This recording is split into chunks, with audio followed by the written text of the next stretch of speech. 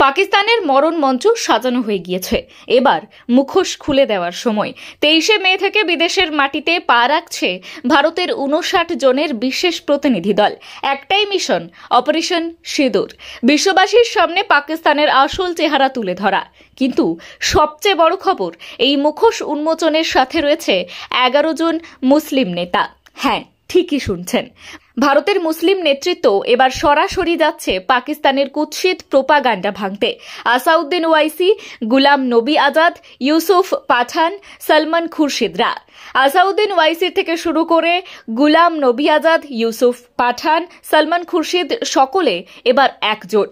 আগুনের মাঝে পাকিস্তানের পতাকা আস্তে আস্তে ঝাপসা হয়ে যাচ্ছে। পাকিস্তানের নয়া প্রোপাগান্ডা ব্যর্থ করতে ভারতের পক্ষ থেকে ধর্মনিরপেক্ষতা এবং সহিংসতার বার্তা পৌঁছবে বিশ্বের দরবারে। পাকিস্তান কাঁপছে। এবার ভারত বিশ্বের দরবারে পাকিস্তানের মুখোশ খুলবে। ভারত আবার দেখিয়ে দিল, সরকার মানেই কেবল বিজেপি নয়, আর দেশ মানেই শুধু একটি ধর্মের প্রতিনিধিত্ব নয়।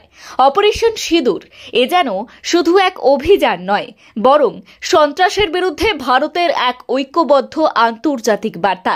এই অভিযানের বার্তা নিয়ে বিশ্বের 32টি দেশে ঘুরবে কেন্দ্রীয় সরকারের তৈরি 7টি সর্বদলীয় প্রতিনিধি দল। প্রতিনিধিদের নাম ঘোষণা হতেই রাজনৈতিক মহলে শুরু হয়েছে শোরগোল। এই দলে রয়েছে সর্বধর্ম, সব ভাষা, সব রাজনৈতিক মতের মানুষ। মোট 59 জন সদস্য নিয়ে তৈরি 7টি দল। তাদের মধ্যেই অধিকাংশই রাজনীতিবিদ, তবে রয়েছেন কূটনীতিকও।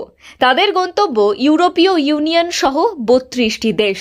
7 দলের নেতৃত্বে রয়েছেন শশী তারুর কংগ্রেসের তরফ থেকে, রবিশঙ্কর প্রসাদ বিজেপির তরফ থেকে, সঞ্জয় কুমার ঝা জেডিইউর তরফ থেকে, বৈজয়ন্ত পান্ডা বিজেপির তরফ থেকে, কানিমোঝি করুণানিধি ডিএমকের তরফ থেকে, সুপ্রিয়া সুলে এনসিপির তরফ থেকে এবং শ্রীকান্ত শিন্ডে শিবসেনা এবং একনাথ গোষ্ঠীর তরফ থেকে।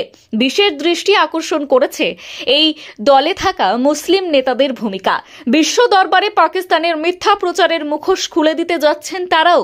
এই মুসলিম নেতৃত্বে রয়েছেন আসাউদ্দিন ওয়াইসি, প্রাক্তন কেন্দ্রীয় মন্ত্রী গোলাম নবী আজাদ, জম্মু কাশ্মীরের সাংসদ গুলাম আলী খাটনা, ডেমজে আক্তার প্রখ্যাত সাংবাদিক এবং প্রাক্তন কেন্দ্রীয় মন্ত্রী, তৃণমূল কংগ্রেসের সাংসদ ইউসুফ পাঠান, কংগ্রেসের সলমান খুরশিদ, আইইউএমএল এর সাংসদ মোহাম্মদ বসির, জেএমএম সাংসদ সফররাজ আহমেদ, ন্যাশনাল কনফারেন্সের মিলনের আলতাফ আহমেদ, কূটনীতিক জাভেদ আশরাফ, ভারতের প্রাক্তন রাষ্ট্রপুঞ্জ প্রতিনিধি সৈয়দ আকবরউদ্দিন।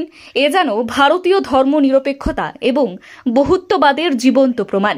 বাংলা থেকেও এই দলে রয়েছেন 2 সাংসদ, তৃণমূলের ইউসুফ পাঠান, বিজেপির শ্রমিক ভট্টাচার্য। আগামী 23 মে থেকে শুরু হবে এই সর্বদলীয় আন্তর্জাতিক সফর। তারা পৌঁছাবেন ইউরোপীয় ইউনিয়নের সদর দফতর, পশ্চিম এশিয়ার দেশ, আফ্রিকা এবং আমেরিকার নানা প্রান্তে। ভারতের বার্তা স্পষ্ট, সন্ত্রাসবাদ নয়, শান্তি চাই, ধর্ম নয়, মানবতা আগে। ভারত তার ঐক্যের শক্তি নিয়ে বিশ্ব দরবারে হাঁটছে, একসঙ্গে সমান কণ্ঠে। এই অভিযান শুধু সরকারের নয়, এটি ভারতের। আগামী 23 মে থেকে যাত্রা শুরু করবে কেন্দ্রের সর্বদলীয় প্রতিনিধি দলগুলি।